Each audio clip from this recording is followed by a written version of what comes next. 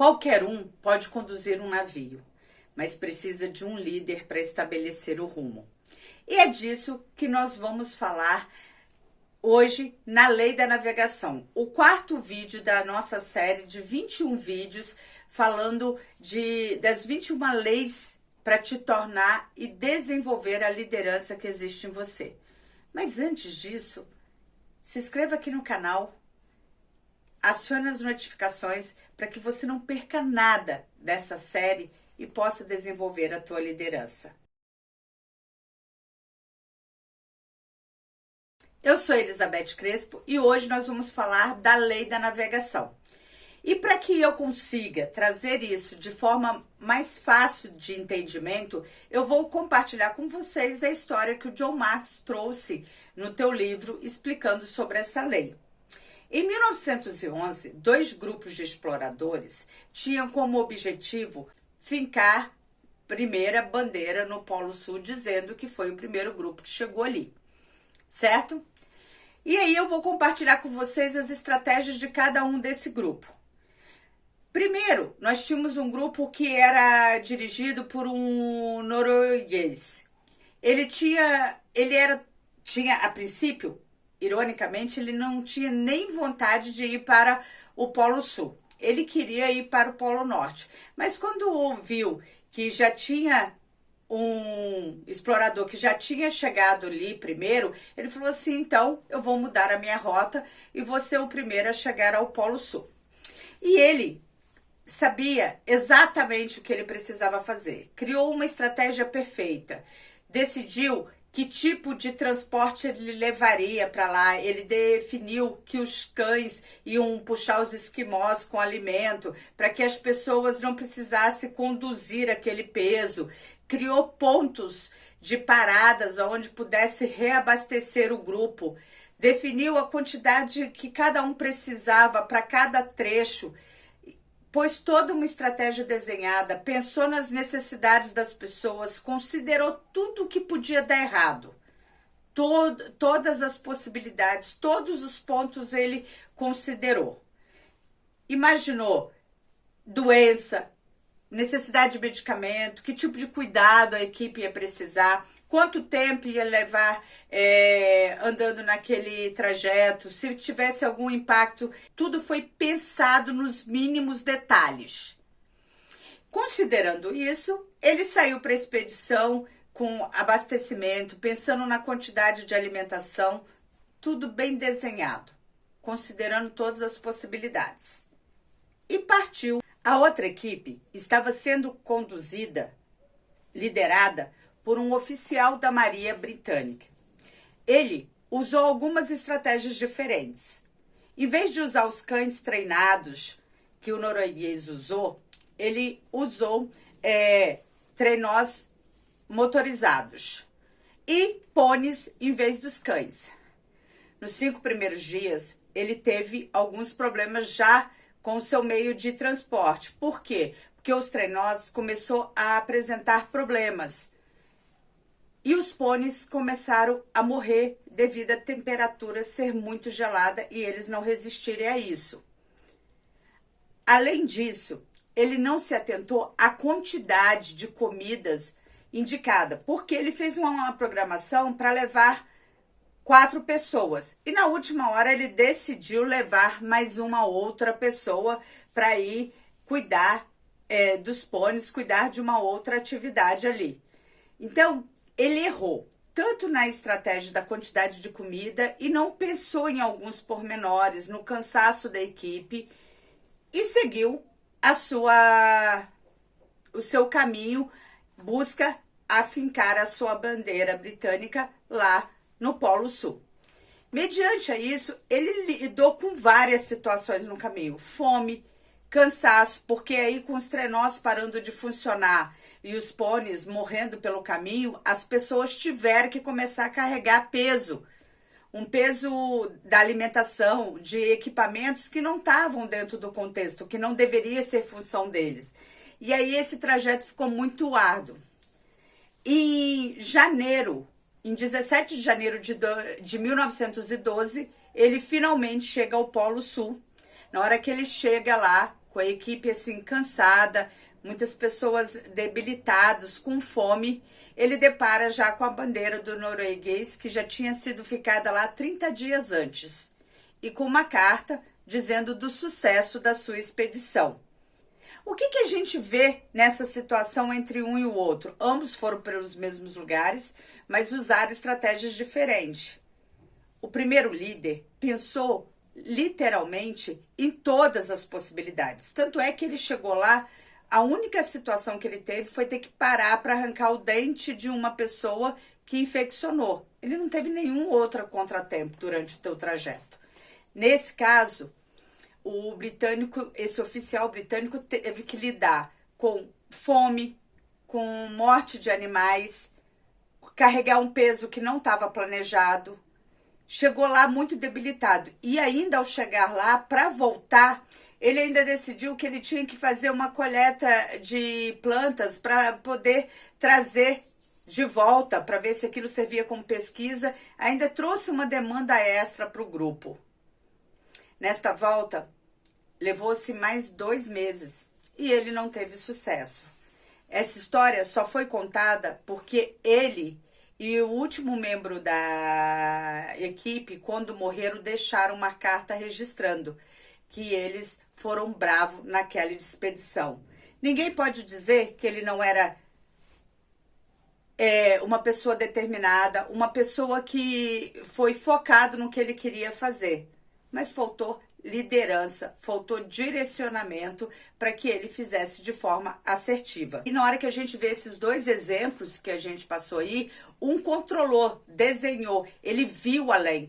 O líder, ele precisa entender o contexto geral, precisa pensar nos impactos e nas possibilidades, ele tem que ter uma visão do todo, ele tem que ver mais além, ele tem que saber aonde ele quer chegar e como ele quer chegar, ele tem que estar à frente da tua equipe, ele precisa planejar aquele contexto e saber aonde ele está direcionando a tua equipe. É aquilo que fala, o bom líder, ele não tem que pegar para fazer, ele tem que dar a direção que o seu time tem que fazer. Navegadores se valem de experiências passadas. Muitas vezes o sucesso é importante para quê? Para mostrar para o líder o que ele é capaz de fazer e te dar autoconfiança para você seguir. Mas o fracasso ensina importantes lições. Que tipo de situação você deve evitar? Como você lidar com diversidades de caráter? Como você entender alguns contextos que, ironicamente, você não daria muita atenção, porque na tua cabeça não fazia nenhum sentido, e você precisa entender que quando você lidera pessoas, você não lida só com o que você acredita, mas lida com o outro também. E o mais interessante é que muitas vezes o líder procura esquecer as pessoas, o ser humano como um todo, não só o líder, esquecer os seus fracassos, em vez de refletir sobre aquela situação passada e ver o que deu certo e o que deu errado. É muito importante quando a gente está frente a um grupo, quando termina um mês, se você tem uma meta mensal ou um projeto, alguma coisa, é você sentar e avaliar aonde nós acertamos, aonde nós erramos, mesmo que você tenha atingido o objetivo. É importante entender o que deveria ser feito diferente. Porque quando você consegue olhar para trás e entender todas as nuances desse processo, você com certeza vai dar um passo à direção de da próxima vez você fazer muito melhor. Lembra que nós se tornamos verdadeiros líderes com experiências diárias, na construção diária do nosso processo como um todo, no desenvolvimento como um todo. E essa experiência, seja boa ou ruim, ela tem que servir de lição para o seu próximo passo, para você seguir para frente. Entendeu? Pô, deu certo, foi muito bom, ótimo, eu sei que eu posso chegar aqui. Mas o que nesse processo todo eu poderia ter feito diferente que seria mais fácil? Deu errado? Como eu poderia evitar esses erros? Quais situações eu poderia não ter lidado se eu tivesse tomado essa atitude anteriormente? E avaliar. E fazer disso servir para você como pilar de desenvolvimento para o próximo nível. Mas se você quiser se tornar um líder de primeira linha, não basta se basear só na sua experiência do passado. É muito importante você compartilhar, trocar ideias com a sua equipe, com seu chefe, com seus pares, com líderes de outras organizações, se aprofundar, estudar, buscar informações do mercado, do contexto. Por quê? Quanto mais informação você tem, quanto mais conhecimento, quantas outras estratégias você conhecer, além da que você já viveu, te permite ganhar força e pensar em todos os detalhes para que você ganhe também confiança para um próximo passo. O líder tem que equilibrar otimismo e realismo, fé e fato, planejamento. Para quê? Para que ele consiga chegar no final. Você tem que ter fé que vai conseguir levar a tua equipe até o ponto de destino, até o final. Mas tem que conseguir visualizar todo esse trajeto na tua mente e conseguir conceber esse percurso. Porque se você não conseguir conceber esse percurso na tua mente, com certeza você não vai chegar lá. Então, tenha clareza disso. E você, para conseguir conduzir um barco, você tem que ter pessoas que tenham características opostas à sua. Não é fácil você ter fé, otimismo e ser uma pessoa focada nos dados, realista, preto no branco.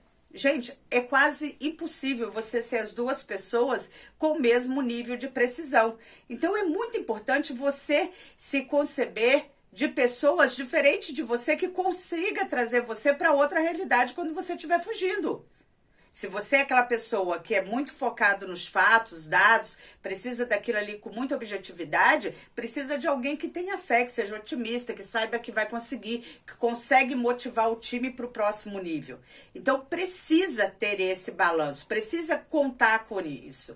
Se você quer ser um verdadeiro líder que sabe conduzir a sua equipe no rumo certo, a primeira coisa que você precisa ter clareza é que você precisa planejar, detalhar, precisa olhar para suas experiências, ver o que você viveu, tentar entender os obstáculos para você desenhar o percurso, para que você tenha confiança para conduzir aquela informação para a tua equipe. Eles precisam confiar em você e ele só vai confiar em você se você tiver segurança para passar aquela informação. Outra coisa é que quando você souber para onde você está indo e o que você precisa, compartilhe isso, tanto com a tua equipe, com pares, com outros especialistas, com pessoas que já viveram isso, para que ela possa agregar no seu trajeto, para ela poder agregar no seu crescimento, para que você vá para o caminho certo e erre menos. Você já pensou? Se o oficial da Marinha Britânica tivesse compartilhado que estaria levando com outros especialistas um trenó motorizado, talvez alguém teria dito para ele que, olha, mediante ao percurso e o trajeto, aquele trenó quebraria muito rápido. Talvez a quantidade de alimento não estaria correta. Então, é importante você pedir ajuda. Ninguém cresce, fica grande sozinho, gente. Tira isso da cabeça. E o terceiro é que é isso. Tenha fé e tenha uma estratégia. E garanta que na tua equipe tenha pessoas que pensem igual você, mas que tenha pessoas que olhem as situações muito diferentes de você. Monte um time onde cada um jogue numa posição. E nem todos precisem jogar igual você.